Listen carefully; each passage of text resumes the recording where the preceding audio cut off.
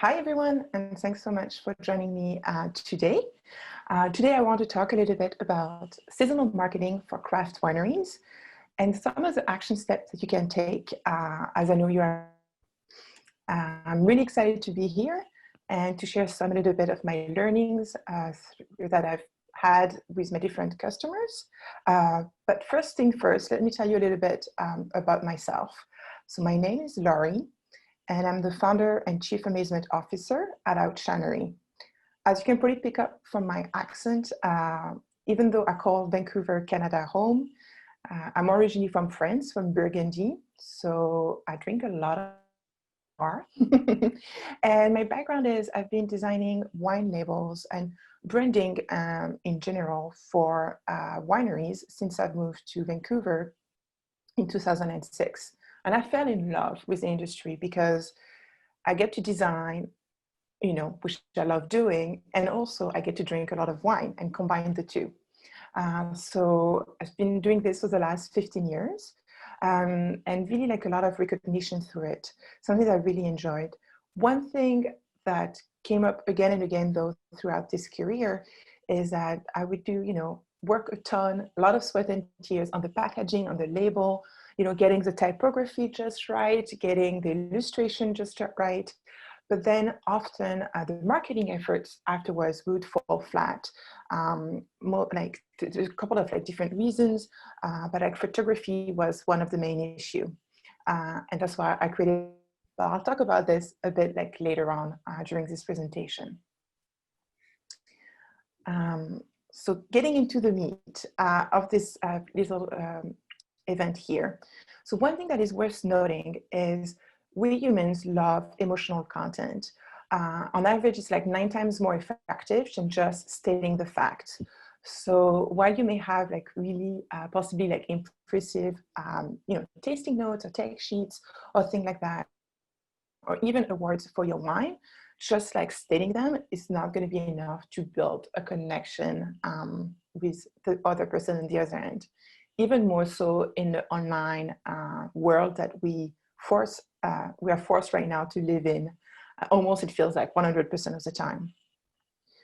Added to that, the saying, people judge a book by the cover. It's harsh, but it's so true. We humans wired for the sense of vision. We decide if we like something within 50 milliseconds. So the snap judgment is real. And if you display poor brand images, right away, it will say something about your brand that you probably don't want it associated. So just keeping this, the only two big numbers that I wanted to share with you today. So I thought I would start right away with that. All right, so the first part, let's talk about how you can reach your audience with the right message at the right time. The reality is, I know you're really busy and things, we're entering the harvest season right now. There is, of course, little things called COVID-19, reduced, staff and everything like that. So just how to make the most of it in a difficult situation. It's already hard in any given year, but even harder in 2020. So one of the first point I wanted to bring out is communicate with people for the long term, not just for the sale. And I think intuitively we know that. However, it's something that we tend to forget. And I'm guilty of this. That's why I say we, even in my own business, you can't always be asking for the sale because otherwise you just become spammy. Just people are no.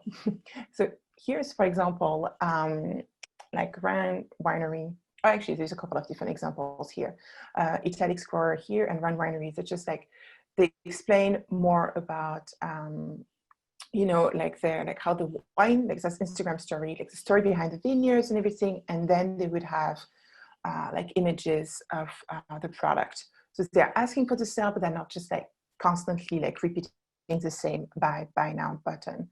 And this is something that you need patience with and really plan on the long term.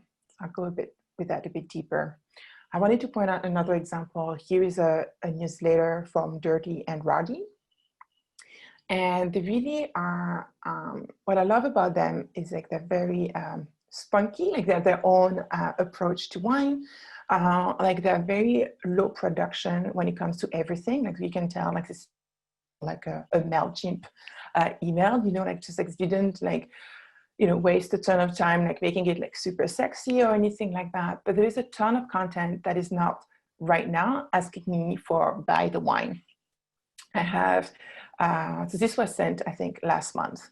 I have like bright photo of the outdoors. Right now, I am stuck in my home, in my apartment. It feels really great to see this. I can see the harvest, like life is going on. It's like a short video that is posted on YouTube. And then a little bit of like a podcast link about like the science behind wine. So just like content. There is no ask for any sale whatsoever on that email. But you know, you are aware of Dirty and Rowdy, you want to learn more, and you feel connected to them. Another point I would like to propose is how you can like really help making what you're sharing online right now part of an experience. I think wineries are really good at doing the, you know, in-person experience at the tasting room, but those right now are highly, if not impossible, to pull off depending on where you are located. So like being able to share online, this is with social media and again, email, it can be a really good way to do. And just like how, put a bit of empathy in your messaging and how your winery, your product apply to the life of the people right now, wherever they are. And again, when I say people, ideally, this is where I would encourage you to not think people in general, but like your typical buyer.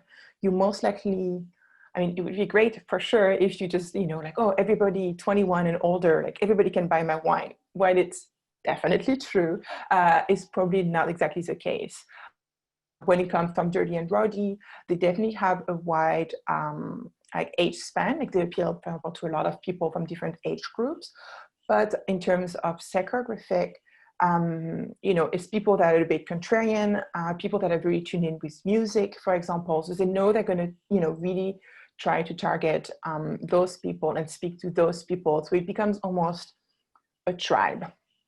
It doesn't have to be like that strong of a personalization, but and so I can tell you when you have more of a clear idea of who is your audience, who is your ideal customer, it's that much easier to speak truly versus trying to be a bit like wishy-washy and do everything. So following up again on the Dirty and Rowdy examples that I mentioned earlier, that they kind of pulled off within a month or so, like a new wine that they obviously had already in the barrel that they wanted to, you know, contribute and move the needle for their business. So like tying the two, and this was by Wear It, like a 2019 Wear It, and the Wear It is a mask, and it was all about being a fundraiser for farm worker COVID-19 relief. Very true to them, like they didn't come up, like people were not surprised that they were, you know, being part of this endeavor. Like very true to the brand, like something you can see, like they have like customized illustration label, like now the little character in the illustration are wearing masks themselves, so they were able to like pull it off. And to date, I mean, this was like a couple of days ago, so they may have gone a little bit even further, but they raised 21K from it. So what's great is that it's for a great cause. It got a lot of publicity. It was genuine, and it just kind of like bring awareness and really help establish the brand for what it is they stand. And it's also obviously very relevant to the moment we live in right now. So it really makes them, you know, part of the zeitgeist. And then something that's very easy as well to do, and that I would recommend you consider, is digital conversation. I think wineries are really kick-ass, again, like the in-person interaction. More wineries deliver excellent customer service. You know, we will treat people really well, and we will be able to show our enthusiasm, you know, is this in person.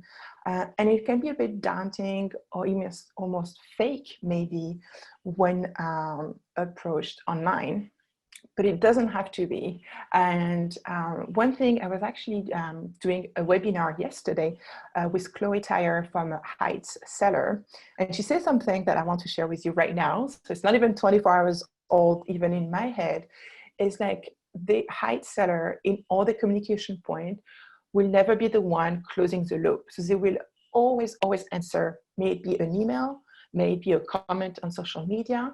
They're always like passing back the ball, if you will, back to the person. So even if somebody say that, oh, thanks so much for the shipment arriving perfectly at the DTC, they will always acknowledge and send the email back.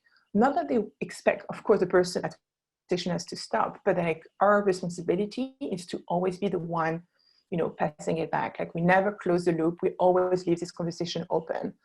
And I thought it was just such an easy tip to keep in mind. And that's something I'm going to try to apply in my own business. Obviously, it goes beyond just like selling wine. So here's an example for Tank Garage Winery in Calistoga. So this is like a new wine that they released. They have quite a bit of activity on their Instagram here in that case, but also Facebook. Instagram is doing really well for them. And as you can see, they almost always always respond and engage with the comment with the people. And it's not just, you know, like the easy, like give a smiley, give like, yes, thanks, thank you. Like they really take their time to like answer and engage and, you know, bring more to the conversation. That's the same as well with a lot of direct message, for example, on Instagram. Almost people use them, like use Instagram direct message almost like as their own like little like chatbot for Tank Garage, and they always make sure that it's being attended, and they find like it's really suited to their brand. It allows them to be genuine and not too polished, and to really show that they care about what it is they do. And it obviously builds authenticity. You know, wineries, they are obviously like small wineries, and just like when you're able to like demonstrate that there is really like genuinely like humans behind it all that care, that makes a huge difference, because then people rally behind the brand. Again, like we're going to, excuse me, we're going to use a bit dirty and ruddy like throughout, just so that we can see a bit how like one brand does it across. Again, like Instagram here, and post and see like all the commentary, like the comments, and just like really interesting. And I think, you know, because people like are more inclined to like comment themselves and things like that, because they know they're going to hear back from the brand, sometimes the winemaker, sometimes somebody else in the tasting room. Like, so it's just like, it's really like this dialogue that's just, that becoming known for it that way. And that's what helped them, you know, like reach 21,000 raised for COVID. Like they already had built all, like, you know, like back to this like long-term goal that I mentioned earlier. Like they've built all this rapport, so then when there is a ask, maybe a sale or a fundraiser, people are here for them, they show up. Sounds great, right? So now how to plan ahead and, you know, get organized. Like all sounds good, but we all have a lot of balls in the air to juggle and wine to make. To be practical, what I would recommend is you have like really like everything, you really own onto like your caption and hashtags. So that seems like a basic. Those are some numbers shared by Hootsuite, that it's really like people are not discouraged or, you know, repulsive when they see like brand engaging on social media. Like it's really like now become like the norm, as long as you're like genuine, like not leveraging this, is a missed opportunity. And then when you put all your, you know, images, maybe online, on your website and so on, always make sure that you have, you know, all the naming of your files, of the metadata, like everything that helps Google like find you and pull you up in the search result, like in the search results, so like even what we do personally, what we recommend is, doesn't have to be fancy, like it can be very low tech. But for example, Outshannary, we have a Google Doc of like a bunch of keywords that and names, that we want associated to our brand that we share with the entire team. So when Vanessa, for example, posts on social media on Instagram, she'll know like to kind of use, she obviously can be creative, but like at least like call one or two we want to be known for. So having almost like this master list is a good starting point. So it's not daunting every time to just be like, oh, do I have to do it right? And it's just, and then it becomes a bit like, not repetitive, but like obvious, like, oh, we're posting or we're doing this, like, let's make sure that this is part of like the process, and it becomes a habit. That's the word I was looking for. So I think especially when it comes to social media, there's a sense of like, especially in the world we live in right now, like it's instant, like it's just like right now, and it's like really like in the present moment how it is relevant. And it is true. However, I think we tend to forget that it has actually a longer lifespan that we can think of sometimes. Again, like Google inventory a lot, through time. So if you have a blog post, that's why books are so powerful. So content should be relevant in the present, but they should stay relevant in the near future. So for example, like when you win an award, like it's a hot news, and it's something that you want to share, and there's something like time sensitive at that moment. That being said, like winning that award, even though if it was for a wine from 2015 that won an award in 2019, and to think like, okay, like this, I think they're sold out actually like right now, but there's no doubt that people finding this post, for example, on Facebook will make them that much more encouraged to buy the 2016, because truly it may not have won or not won yet, but it's got to be good, right? So like it's just like it's still like built, those layers. You're not asking for the sale, but you're proving that you know what you're doing and long term. So something to keep in mind. It's always a bit of a juggle, but it would be a disservice not to think of how any piece of content, especially content that is mostly outside of social media at this time, because then you are no longer at the mercy of Facebook and Instagram algorithm changing on you, but like content that is more like on your own website, on your blog post, like those, like things mostly, think Google, like that's the type of content I would be watching out for. So of course, like when it comes to resources, it's always a little bit tricky. There is a lot of like online courses actually right now dedicated even to the wine industry.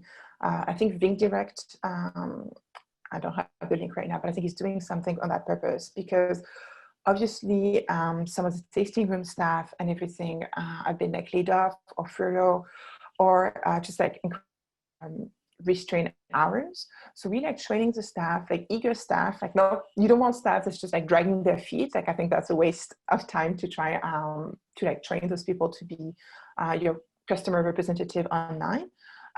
But it is worth like considering like training them. And when I say training, it's just because the days of, oh, let's just hire somebody young enough that's grown up with social media to handle it, are a bit gone. Like there's a bit more like craft behind it. But I would also be wary of somebody that's managing your social media, for example, and be like, I'm going to increase your sales by 500%. I mean, like, this is not how it works. So like just like finding this right balance. But really like training staff with resources is something that I can share maybe as an email follow-up, because they're just like online courses that people can take on their own time, and they are dedicated to wine industry staffer. And the beauty of it again is like, I think like, people working in the industry, especially at the customer service centric, like they love what they do, right? They love the wine, they love the people. Like I think we're so lucky that way, and they're usually really great in person. It's just like, how do we, help them like do the most of the chat widget on a website? Like those, for example, we have seen for clients, it's a 2-minute installation when you add it, and people like just like a lot more conversion and a more like discussion. And we've been seeing our customers like saying like, oh my God, like it's even fun like to be able to talk via chat to a person on the other side of the screen. Like it feels even great. And they get a lot of compliment and a lot of orders. So there are some silver linings. And then I know, sure you have heard it before, but like evaluate kind of like the metrics that are available to you. So, you know, like depending if you use like different platforms, like there is like some info about the backend. So, and it's not just like your DTC sales, so that's very important, but even like social media platform, you know, like what's on your website. For example, because this can sound like very, you know, like superficial, and it's a bit hard to see, everybody's a bit different. But talking about a case that I know well myself, so looking at Outshannary, like one thing we've discovered, for example, looking at our data, is on Facebook, the most traffic we would get onto our website, from Facebook to our website, would happen in any time on Saturday and Sunday, which really surprised us because we are like a B2B business, like we are an online that serves wineries. So it tells me two things. First thing is like winery people work way too much. They should enjoy their weekends. But it tells me another thing. Like I would have stereotypically be like, oh no, we're like, you know, open Monday to Friday, and you know, Saturday, Sunday is just like a weekend time. So now what we're doing is just like when we do ads and everything, we put a bit more money over the weekend time, because we know that's when people, I don't know, they must be like chilling, relaxing, and their family like not buried in their own email. Because you know, that's when they find us. And would I have not looked at the data, I can tell you, we would have like never done that. And we can see like the traffic and the conversion from this traffic growing. And just knowing this made it cost us very, very like nothing, made like a difference in a business where, you know, we are a bootstrap business as well. So every dollar counts.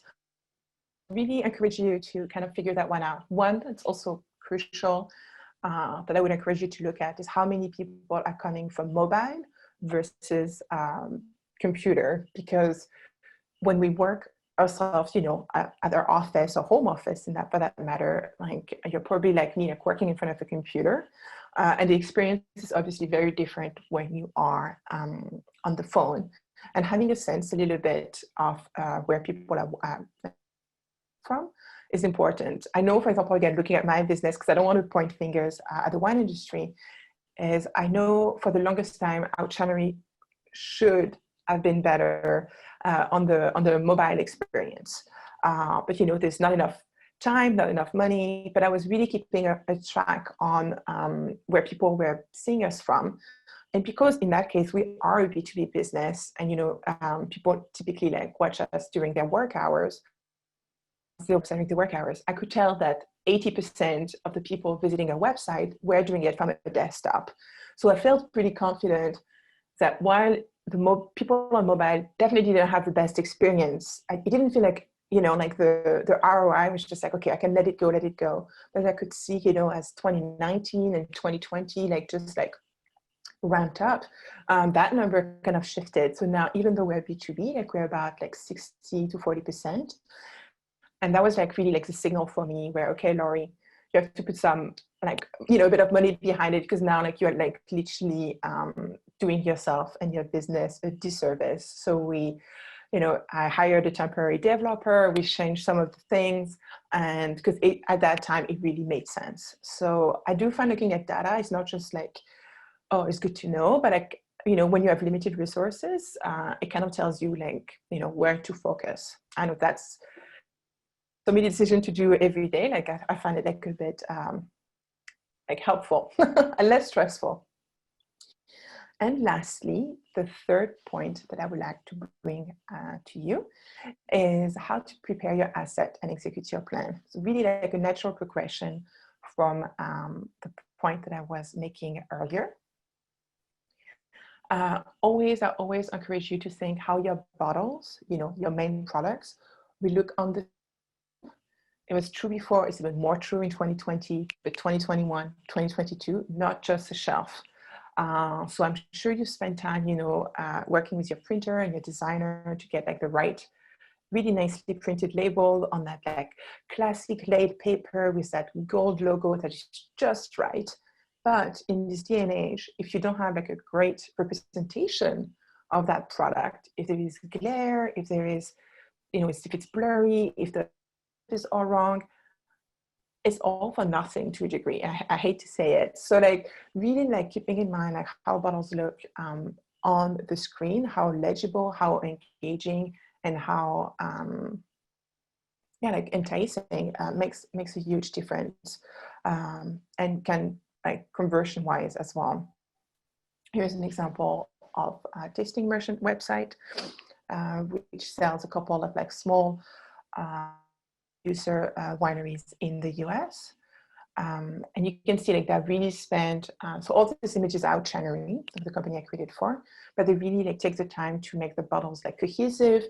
They look like engaging. If you click on the product, you can see like a big version of it. You can read everything on the label, like there's no surprise. The reality again is everything right now is obviously moving online. And I encourage you to think a little bit outside wine bubble, because I mean, I buy my coffee online right now. My coffee is on subscription. I get like, and it's my small neighborhood coffee roaster that just in light of COVID just like started this program, and their online experience of photography and everything was like low budget, but like thought through. And I felt confident in giving my credit card information and be like, yeah, put me on recurring. I want that amount of coffee every month. I'll drink it. Don't worry. So like people are more and more exposed beyond even Amazon to like, skin product, like cosmetics, like wine, like everything is shifting online, and a lot of industries are ramping up how they present themselves using platforms like Shopify and Squarespace. And the wine industry can't be complacent about that, because like consumer don't understand why would it be so poor? What's the difference between buying a pack of coffee and a bottle of wine? Why does it look like from the 90s versus, there's just like this disconnect. And I see that more and more happening right now. And it's not serving wineries the way it should. And then again, I recommend considering you can't do it all. So even having a bit of a brainstorm with your team, I would cap it. It doesn't need to be more than 40 minutes. Just okay, what should we pursue and what should we let go? Here, I wanted to share with you a bit of a story, winery in Washington State called Hard Road to Whole, that they launched a new sub-brand, if you will, called Whole Picture. Very just more original wines, all about the terroir and the different things that makes this wine unique. And very, very small production, a very small budget. Pretty much the bottle is the only budget when it comes to, the label for the market. So Judy, the winemaker, and also everything business, she has a lot of hats. Consider two things. She reached out to the Washington Wine Tasting Magazine. They're going to do a feature about a wine. Then she's like, okay, we're going to have a feature. The pictures and everything is going to be done by them, but then it makes sense in another place of the magazine to buy a half-page ad, because then it just will reinforce, and control the brand message. So that's the ad. She didn't pick the big one that was a couple of grand. She's like, no, I don't have that budget, but I'll do what is reasonable and makes sense. And then she also reached out to a couple of wine bloggers, and just having it in an email, shared in a Google Doc as well for people, making it super easy for them to use. And also again, email, images in your email. Remember what I mentioned earlier, people do love what they see, that's how we put judgment. And then communication, she really introduced the new brand to our wine club members. The new brand was not part of the traditional offering, people could top it up. And with one email, she already said oh my God, 20% of our club member jumped on it. They haven't tasted it. They haven't but like it was like so engaging, and she has been building this rapport again through many months with the members. You know, like she hasn't been always constantly asking for the sale, but as she introduced and asked for that sale, people like showed up and like they joined. And I think she's actually now moving to allocation only, because I mean, it's a great problem to have, but like she wants to, a tasting room is still open right now, at limited capacity. And she's like, oh my God, we won't have any to taste because we almost sold too much of it. And people are already asking, you know, she has an amphora Cabernet Franc scheduled to release like in the spring, not spring, like later in the fall. And people are already like, please like flag me, like add me in the CRM. I'm really interested and I would love to be part of that. Add it already to my next order. So it's been like really interesting to see, and the cost behind it, very, very minimal. I mean, you can see like, she's like, oh, I'm just going to go to FedEx for printing. Very low key, like no, like nothing fancy, anything at all. So the one thing I would encourage, and that's the part where I would recommend working with either like a trained staff person or even maybe somebody on Upwork, for example, is just like to do a little bit of the online Google ads, for example, or other type of ads. So this is where I would say just be on the watch out, because it's very easy to give a lot of money to Google and Facebook and for no reason, but also like done right. And again, mostly with great imagery and obviously compelling CTAs, you can really make a difference. So here's again in their own word of our customers, because they have the data that they're willing to share. So see like for only like 20 to 30 cents a click with the right type of imagery, like you see on the right here. So obviously that was to promote a summer rosé bundle. I came second, and under like, you know, big wine group that have definitely more money, more resources, like trained staff day in and day out, like focusing on this. So just like by like an initial investment in imagery and just like having the right setting in ads, it can really make a huge difference. I was even talking to a small producer yesterday in Italy, which as you can imagine, I've been really affected with COVID. Like they've been in lockdown. I mean, not they're out, but like really forever. And she was like, oh, like she's selling Prosecco online right now. It's a big experiment. And she's like, you know what, even yesterday, not yesterday, like last week, I put $50 more behind like some highly targeted Facebook ads. And then she's like, oh, I got 2 cases sold of Prosecco that I wouldn't have, like she could trace. And, you know, 2 cases of Prosecco, like that's a lot of money. Like she's like the return on investment, like makes a lot of sense. And she was like so pleased about it. Like I just hesitated, like, oh, do I? But with the right settings, like she made, yeah, $600 she wouldn't have for $50 investment. And then one thing, just as you can imagine, I am very visual as well, and I love like putting things on the wall. So having just a calendar that you can. So before I was recommending like to print calendars and actually put back room behind the tasting room where everybody can see them. It's a bit harder to do nowadays, like, but just maybe more in the cloud, you know, on Dropbox or something like that. But having like a content calendar where your team is aligned about like what to speak about and when, like what are the key dates tied into your winery? Like, is it like your winemaker's birthday? Is it like anniversary of some kind? Like, but and so like, oh, we're harvesting now, and of course, combined with like everyone else's calendar, you know, Thanksgiving, Christmas, and so on, and being able to look back and like think in advance. You know, what are the last day, like shipping dates for people to make sure that they have their wine for Thanksgiving. Like knowing all of this in advance and having it, you know, listed, I think relieve a lot of stress and allow you to have alignment with your team. Outshannary right now is working actually on a PDF calendar for like September, October, November. It's not fully finished yet, but like we should have it by September 1st. And it would be my pleasure to share it with you after. It's by no means like the be all end all, but like more like the idea of like a starting point of conversation, so that you're not starting with like a blank canvas, because I also find it a bit daunting to start from scratch sometimes. And then lastly, when you do this calendar and when you like work with your team, don't hesitate to tie in like different like offerings, a connection, and like virtual events are obviously all the rage. And I'm going to talk to you a bit more about this. And then, you know, like some of the calendar things can be more like evergreen. So for example, here on the side is like it's technically a little GIF, little animation, like of unwrapping of a bottle. And they also have a printed version as a postcard. And that's something that when it's a birthday of a wine club member, that they know because they collect this information at checkout. Like they send them a little card and like little appreciation.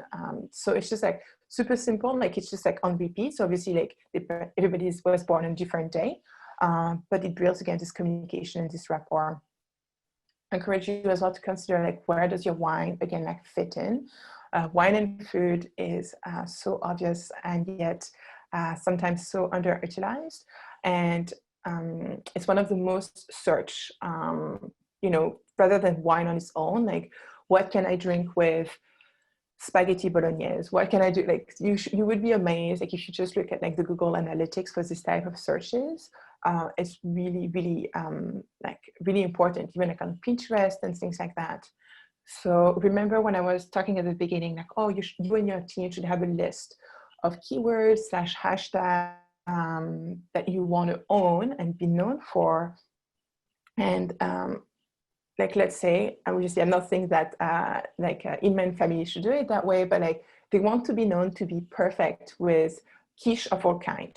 I'm obviously making it up here, but I could really imagine like throughout the communication for a few months to even have like galette, sorry, quiche in French, galette, and then to have this hashtag, you know, Hinman, Kishinman, or like quiche, like, so that they just like build a bit of this recognition, and the more it pops up, the more like Google is going to associate the brand with that really unique recipe.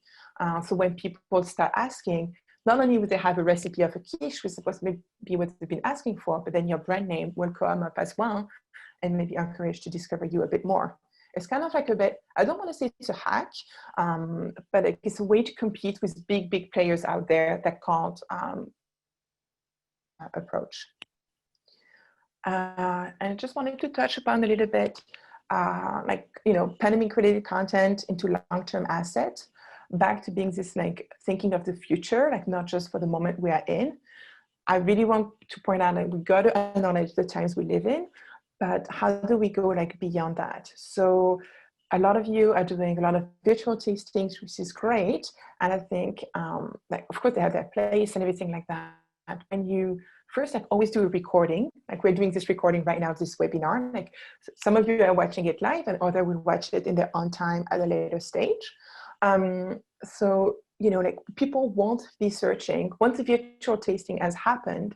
People won't be searching or asking Google, oh, like what, tell me like of a recording of a virtual tasting. Like nobody's going to search that.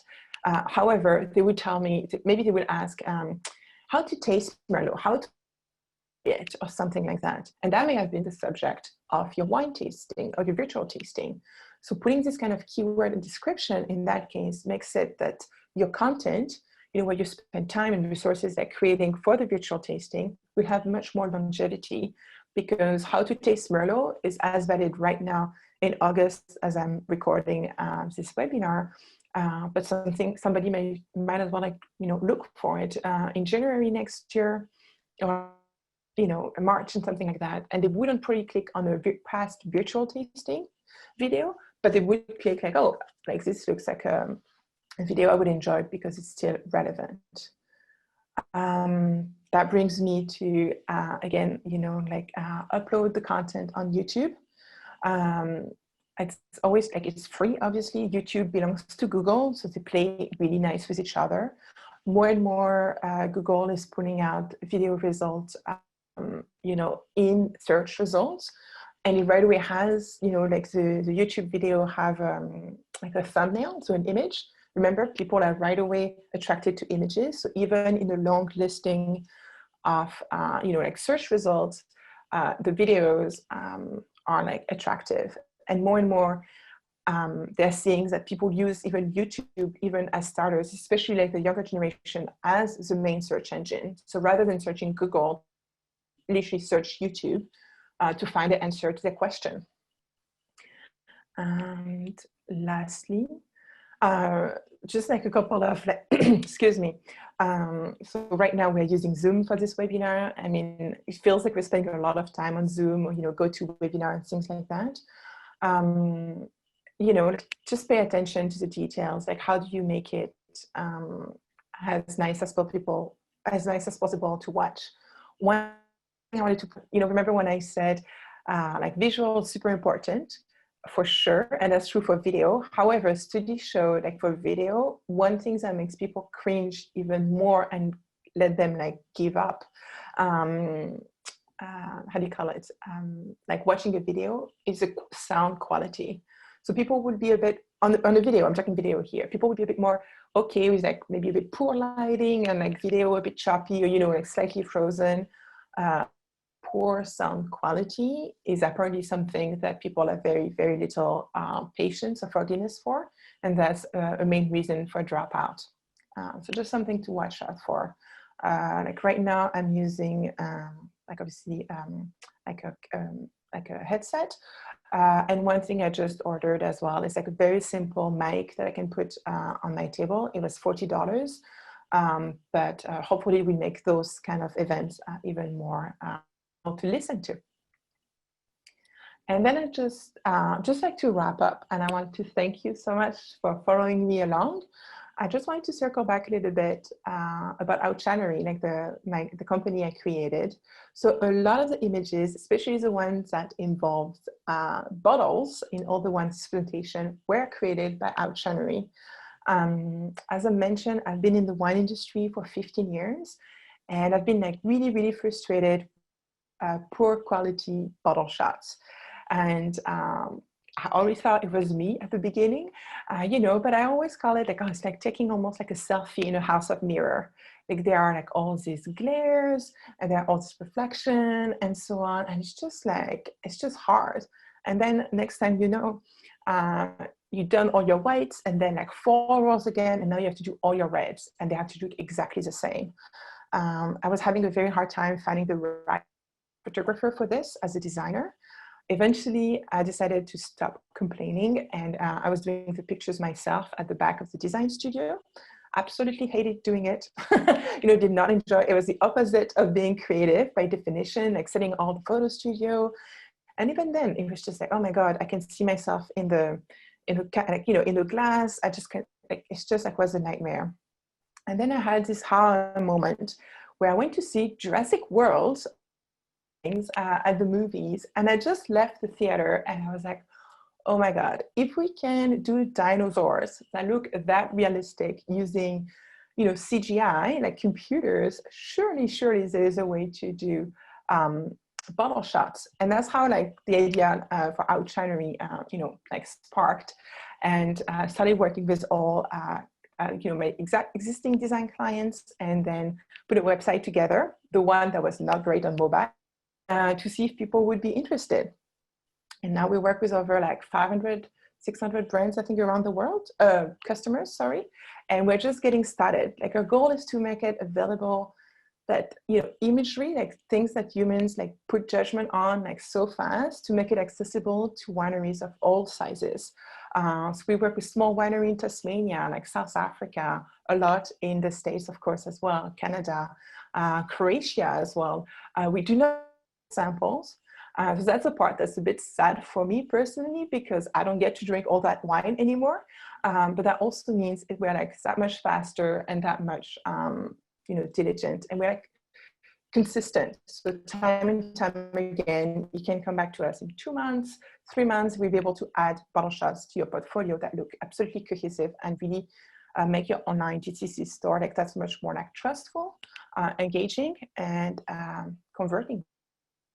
And again, beyond just like your online presence, remember the example I showed earlier with Judy and the whole picture, like wine brand. So the bottle shot she used that same image, close up, cropped, for a printed ad. So like really, how do you, like once you have the right quality assets, you can get a lot out of it. That's kind of like worth it. And then the magic of consistency. I just wanted to have a special deal with craftwine.org. So if you're a member, you get an exclusive 20% off, which actually, please do keep that code between, you know, like not a secret, but like nobody else has it. And it would be really a pleasure to make it like as affordable as possible to get bottle shots for you guys. So you can be on like Vino Shipper and all of this and really not be impacted negatively because imagery. I know you work really hard for the wine itself, and it shouldn't be this last part of the marketing process that just like holds you back that way. And that's about it. That's how it works. And you're welcome to try it for free for yourself, so you can see how it's all about. And I would love to take your questions if you have any. Go ahead and put the questions, if you have questions, in the chat box, and I will go ahead and read them to Laurie, or she can read them herself. Perfect. And yeah, and that's about it. So while waiting for this question, yeah, like I just wanted to say, like, I think it's very sometimes, and I'm guilty of this, like I feel a bit frazzled, like you feel like there's like so much, you know, to do, like so much compliance and like all of this, like, you know, and that's why I think it's important to kind of decide, like, you know, like where you want to focus your main, like not your main effort, but like your core effort endeavor. And, you know, like maybe you are not on all the social media platform, but the ones you're going to choose, you are going to be like known for being great on it.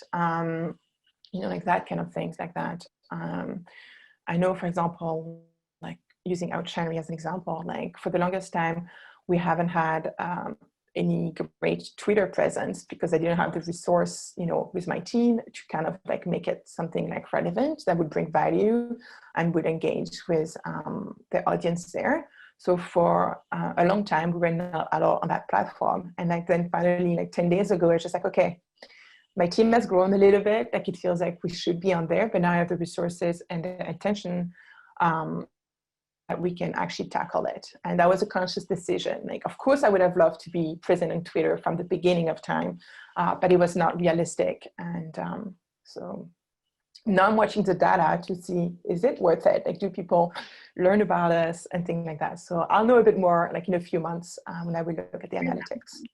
I'd love to know the answer to that. All right, if you want to ask a question, because I can't read them right now. So yeah, it doesn't look like we have any questions. So I think we can go ahead and end the webinar. And perfect. We will go ahead and follow, both of us will follow up with you both about the Craftwine.org and about Outshannary. Perfect. And Doris did ask for some of the PDFs and the resources that you were talking about emailing out. So I think that would be great if we. Yeah, literally, like we're like putting the final touches on it. And as you can imagine, like, this year is quite to build like a bit of a calendar resource because there's so much unknown. Like, I don't know about you, but like planning December to a degree seems like a bit extreme, you know, like it's almost taking it 1 month at a time. So we're trying to, you know, take that into consideration and be like more like, so that's why the calendar this year is taking a bit longer to build, but hopefully it will be all worth it. Alrighty. Well, that sounds great. Awesome. All right. Thank you so much. And thanks for attending. Thank you. Okay. Bye-bye. Of course. Thanks, everyone. Bye.